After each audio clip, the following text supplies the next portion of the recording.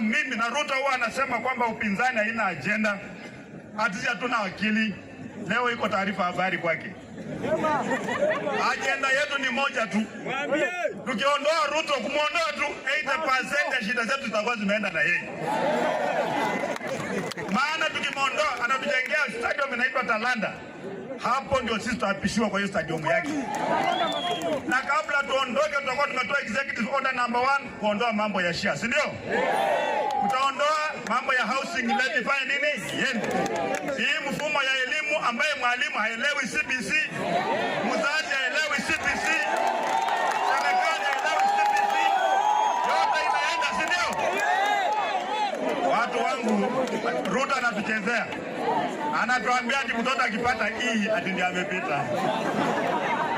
Yaani sio na mfumo ya elimu ambayo haiko mahali popote katika taifa, katika ulimwengu mzima, ni yetu tu. Na watoto wao hawasomii kwa CBC. Wote wameenda international schools, kwetu ndio wanacheza. Watoto wamefika class 4 hawajui basic arithmetic. Mtoto anaambia 1+1 anasema 11. Maana mtoto ameambia wewe ungepata kuwa nani?